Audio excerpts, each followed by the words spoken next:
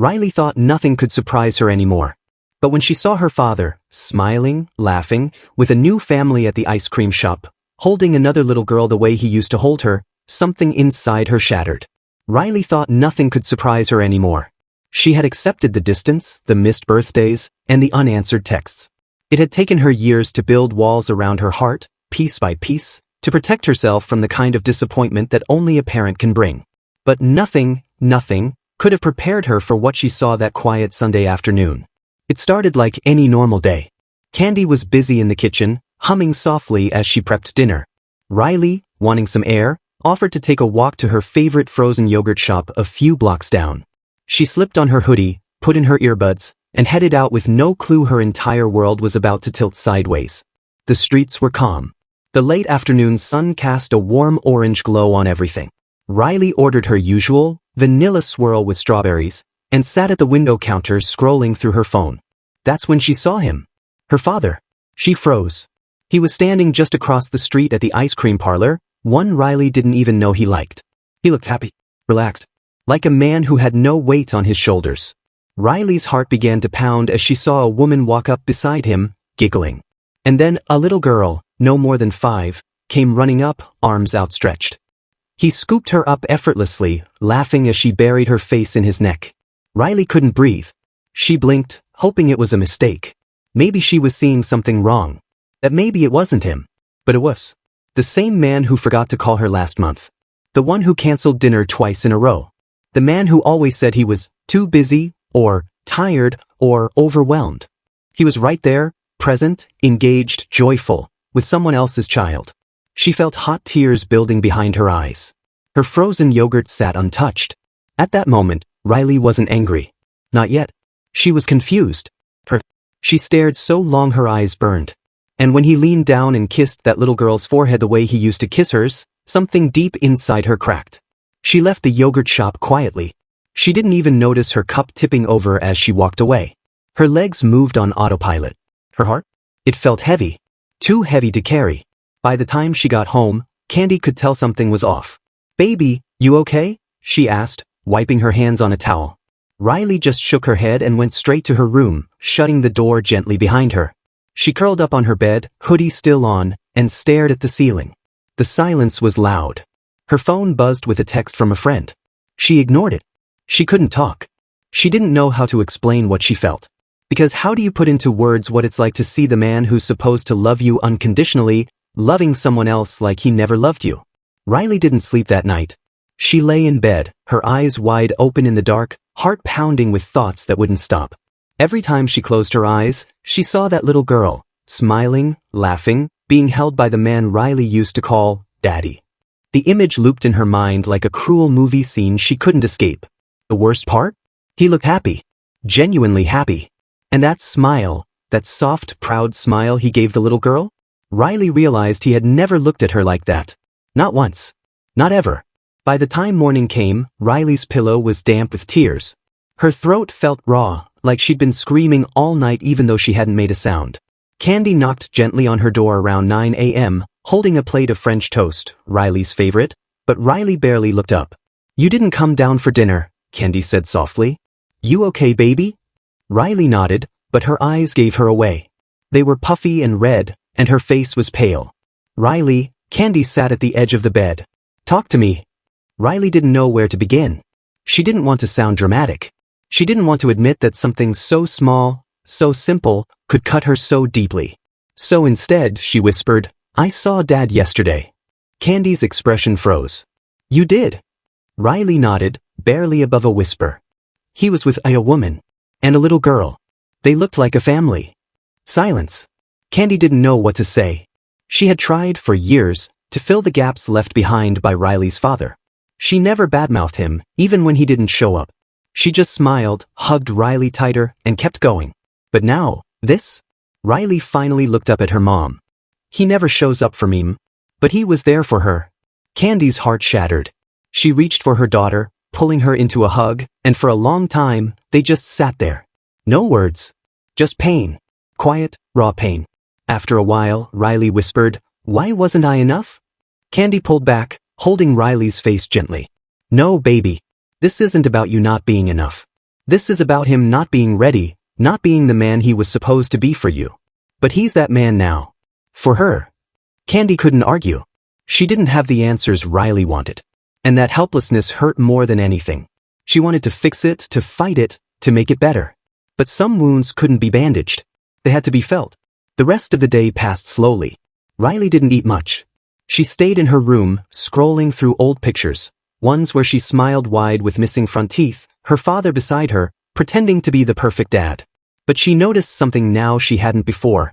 In most of those photos, he was smiling for the camera. She was the one reaching for him, clinging to him, seeking his attention. And he was already pulling away even then. Later that night, Riley texted him. Just 4 words, "Can we talk soon?" He replied 3 hours later, "Sure. I've been crazy busy. Maybe sometime this week." No apology. No urgency. No, "How are you?" Just the same excuses she'd heard her entire life. Riley stared at the message. Her fingers hovered over the screen. She wanted to scream. To ask why. To ask who that little girl was. To ask why she got his full attention when Riley had begged for scraps for years. But instead, she just put the phone down. She didn't have the energy. The next few days were strange. She went to school like normal, sat through classes, talked to friends, and smiled when needed, but inside, she felt different. Detached. Almost numb. Like a part of her had been cracked open and left exposed. On Thursday, she saw him again. She and Kandi had gone to a grocery store across town because their regular one was under renovation. They were just turning the corner near the cereal aisle when Riley saw him, pushing a cart, laughing with the same woman and the same little girl. Her stomach dropped. This time he saw her. Their eyes met. For a second, the world stopped. His smile faded. He looked like he'd been caught. The woman turned, confused, and the little girl clung to his leg. He took a step forward. "Riley," he said softly. Kandi stepped beside her. She could feel her daughter trembling. Riley didn't say a word. She didn't need to. She looked at him, really looked, and then turned around and walked away. She couldn't do it. Not here. Not like this. Outside, she sat on the bench, her hands shaking. "He saw me," she whispered. Kandi rubbed her back. "I know. He didn't even run after me." "He doesn't deserve to chase you," Kandi said gently. "He doesn't deserve to find you." Riley stayed silent. That night he called. She didn't answer. The next morning, Riley woke up with a heavy heart. She hadn't told anyone what she saw, not Kandi, not her friends, not even herself out loud. It sat inside her like a secret too big for words. She stared at the ceiling for a long time before getting up. Her hands moved slowly, brushing her teeth, tying her hair, but her mind was still stuck in that car, parked across the street, watching her father smile at children that weren't her. At breakfast, Kandi was making eggs, talking about her schedule, but Riley barely listened. "You okay, baby?" Kandi asked casually, noticing her daughter's pale face. Riley nodded, forcing a smile. "Just tired," she muttered.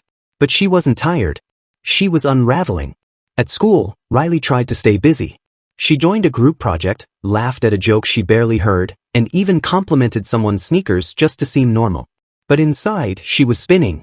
Every time she closed her eyes, she saw her dad lifting that little boy up onto his shoulders. She couldn't stop comparing the smile on his face with the way he used to look at her. Was it the same? Or different? Was he happier with them? Were they his real family now? The questions piled up like bricks in her chest. That evening, Riley finally texted her best friend, Layla. "Can we talk?" 10 minutes later, they were on FaceTime. Riley stared at her friend's face, lips trembling, before the words tumbled out. "I saw my dad yesterday. With another woman. And kids. A little boy and a girl. They looked like a family." Layla's eyes widened. "Oh my God. Did he see you?" Riley shook her head. "No. I was in the car. He didn't know I was there." Layla hesitated. Maybe it's like his girlfriend's kids? Or maybe just friends? Riley looked down. He kissed her. On the cheek. And he was happy. Like really happy. I haven't seen him look like that in years. There was a long silence. "Have you told your mom?" Layla asked gently. Riley shook her head. "I can't. I don't want her to think I'm hurt or needy or anything. She already does so much." But the truth was Riley was hurt. Deeply. That night, she wrote in her journal. She didn't write often anymore, but some pain needed to be poured out. "I feel invisible. Like I don't exist in his world anymore. It's not just that he has someone new. It's that he didn't tell me. He didn't even think about me. And I thought I was okay with everything. I thought I had moved on. But seeing that broke something I didn't know was still there. Over the next few days, Riley began to change. Not in loud ways, just small, heartbreaking shifts. She skipped lunch at school, saying she wasn't hungry. She stopped playing music in her room. The light in her eyes, the little spark that made her Riley, flickered dimmer each day. Kandi noticed. One afternoon, she knocked on Riley's bedroom door and walked in. "You sure you're all right, baby girl?" Riley nodded from behind her phone screen. "Yeah. Just got a lot on my mind." Kandi sat beside her, brushing her hand through Riley's hair. "You know you can tell me anything, right?" Riley nodded again, but her lips stayed shut.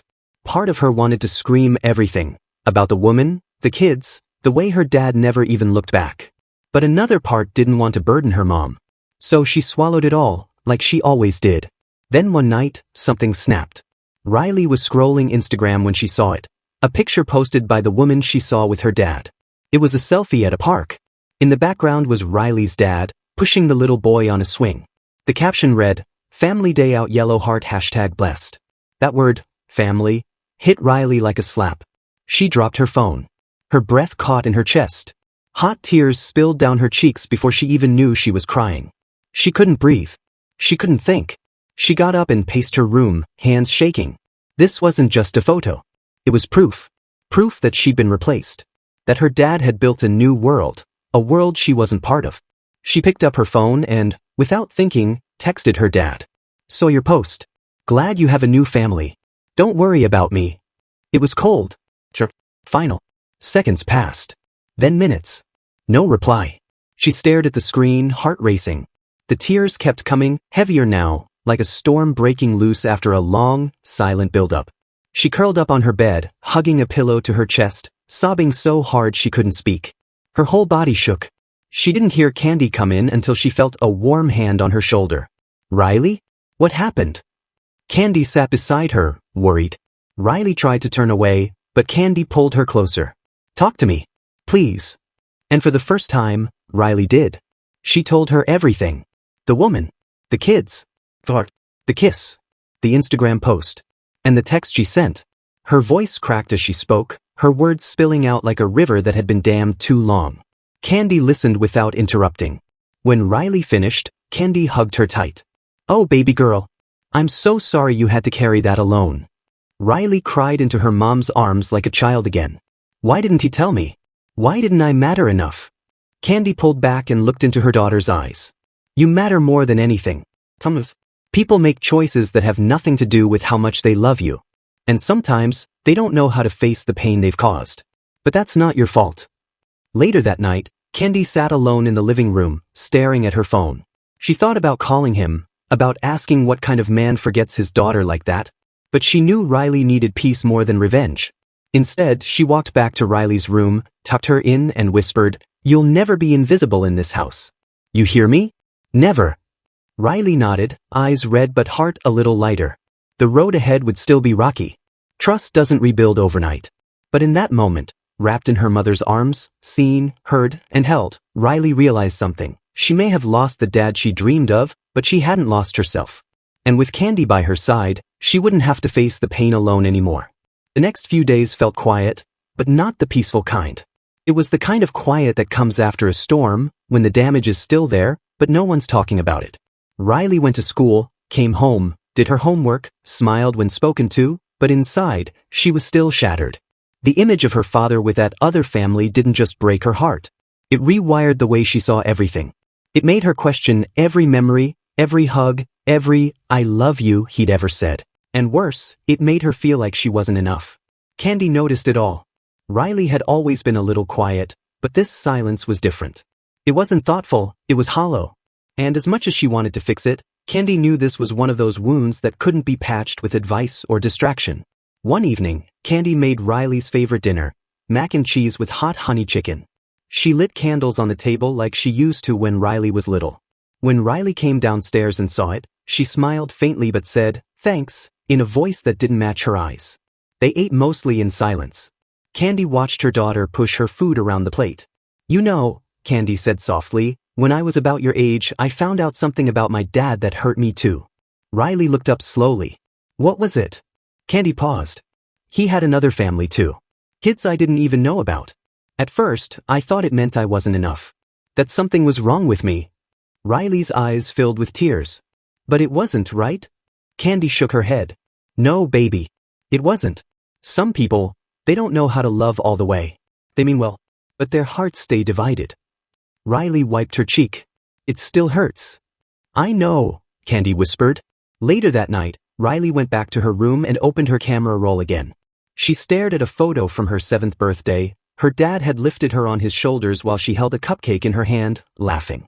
It was blurry and badly lit, but the joy on her face was real. She hadn't looked at that photo in years. Now it made her stomach twist. Was it all fake? Or was that a moment he actually meant? She didn't know. And not knowing hurt more than anything. At school, she stayed even quieter. Leah tried to pull her out of it. Want to come over after class? She asked. Riley shook her head. Got too much homework. You're lying, Leah said softly, not judging, just knowing. Riley didn't respond. Leah grabbed her hand. Whatever this is, you don't have to go through it alone. That broke something in Riley. She squeezed her friend's hand but still didn't say a word. The final break came on a Sunday afternoon. Riley had just finished organizing her bookshelf when her phone buzzed. It was a message from her dad. Finally. Hey, I heard you were upset. Didn't mean to hurt you. Let's catch up sometime soon. Love you. That was it. No apology. No explanation. No mention of the woman. The kids. Just a lazy, late message that felt like it was meant to check a box more than mend a wound. Riley stared at it in disbelief. And then, she exploded. She threw the phone across the room. It hit the wall with a crack. She screamed, not just from anger, but from heartbreak. She fell to the floor, sobbing so loudly that Kandi came running in. What happened? Riley. Kandi scooped her daughter into her arms, rocking her like she did when Riley was a baby.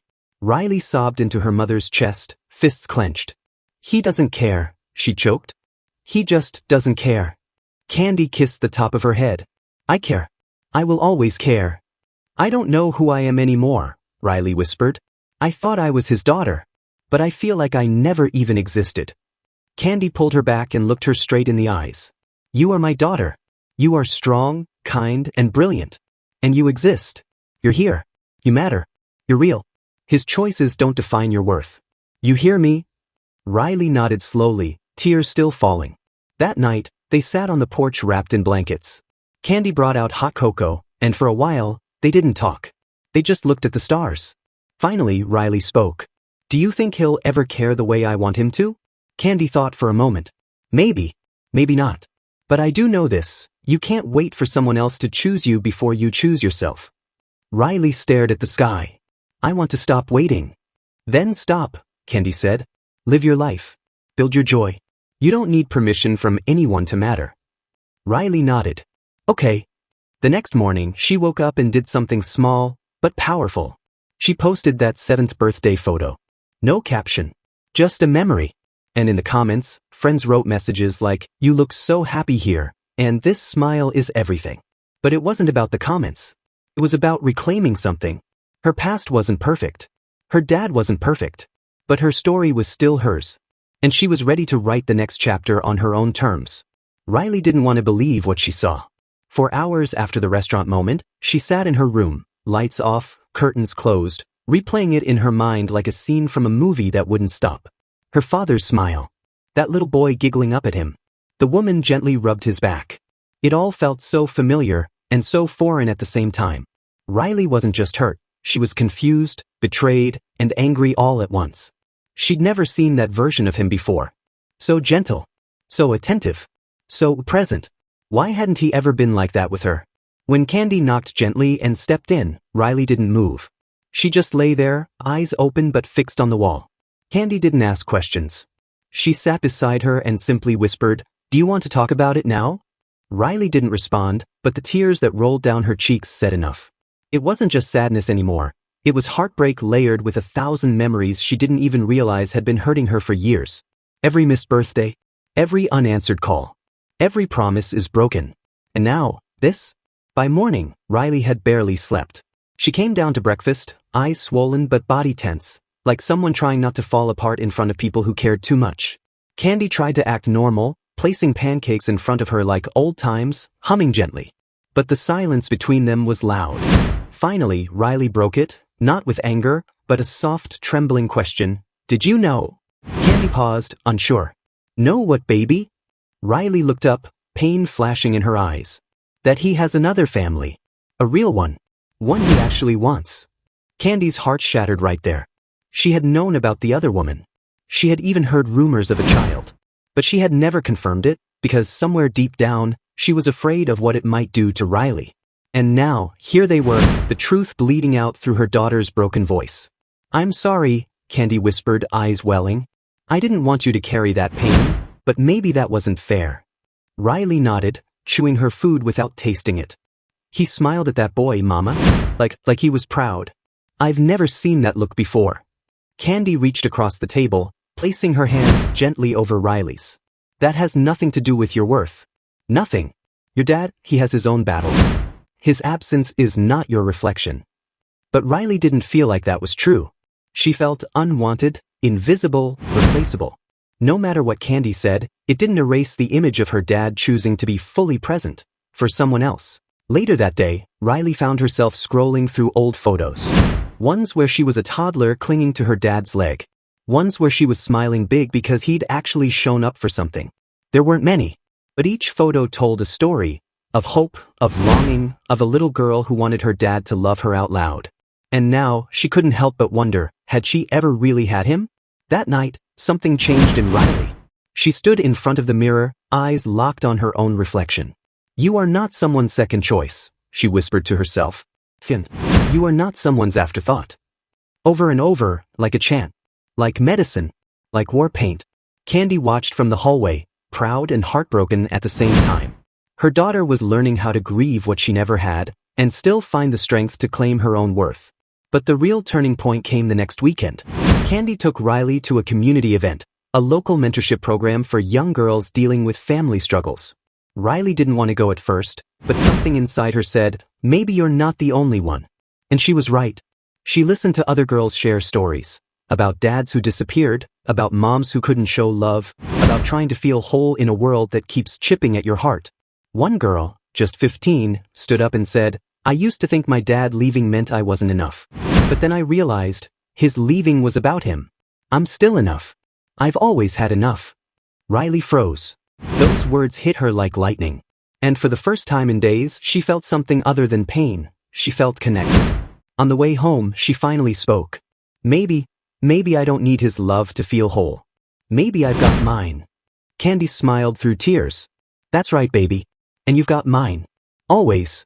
Still, late that night, Riley did something she hadn't done in years. She wrote a letter to her dad. Not to beg for love. Not to guilt him. But to free herself. The words poured out of her like rain. Dear Dad, I saw you. I saw the family you chose. I saw the love you give. And it hurt, because I wanted it too. For so long, I thought if I was quieter, better, prettier, more successful, maybe then you'd stay. But now I see, that had nothing to do with me. I'm letting go of that hope, not because I don't care, but because I care about myself more now. I forgive you, but I'm moving on. She didn't mail it. She folded it up, tucked it in a box of childhood photos, and let it be her closure. In the end, it wasn't about making her dad see her. It was about her finally seeing herself, and realizing she was never the problem. She was the light he just never showed up for. But that didn't dim her shine. Not anymore. Riley sat by the window of her room, staring out at the backyard where the wind gently swayed the tree branches. She hadn't said a word since that awkward dinner. Her thoughts were a storm. Shame, anger, sadness, all crashing into one another. Her phone buzzed with texts from friends. Everything okay? Heard about dinner. Do you regret coming? She didn't reply to any of them. Not yet. Downstairs, Kandi stood in the kitchen, pouring herself a glass of water. Her eyes were red. The silence in the house felt louder than any argument. She was replaying it all in her head. Riley's sudden quietness after the party, the scent on her clothes, the sharp shift in her eyes, her tone, everything. She knew something had broken. And now, she was scared it might be her daughter's trust. Kandi walked upstairs slowly and knocked gently on Riley's door. Baby, she said softly. No response. She opened the door. Riley turned her face slightly. Yeah. Her voice was hollow. Kandi walked in, sat on the edge of her bed, and said nothing at first. Then quietly she whispered, I saw you pull away at dinner. I saw how you looked when they laughed at that joke. I know it wasn't just about the party. Tell me what's going on. Riley sat up, wiped her eyes, and finally said it. I felt invisible. Like, they saw me as a +1 to their rich world. Not Riley. Not your daughter. Just someone to fill a seat. Kandi listened with tears welling up in her eyes. And when I asked you why we don't live like that, I wasn't asking for money, Riley said. I was asking why I don't feel like I belong. I'm always trying to keep up. Even with you. Kandi took a deep breath. Baby, I don't want you to keep up. I want you to stand out. But sometimes, it just feels like I'm not enough, Riley whispered. Kandi pulled her into a tight hug. You are everything to me, Riley. You don't need anyone's house, money, clothes, or validation. You just need to be you. And if you ever feel less than enough, it's my job to remind you just how powerful you are. They sat like that for a while. No more words. Just mother and daughter, healing slowly. Later that night, Riley grabbed her phone and texted her friends back. She didn't explain everything, but she said she was okay. The next day, she wore her natural curls, no makeup, and a hoodie she loved. She went to school with her head high. She smiled again, not because she was trying to fit in, but because she no longer needed to. And Kandi? She watched her daughter walk out the door with pride. Quite pride. Because she knew Riley had taken the first step, not just back to herself, but forward into the woman she was meant to become.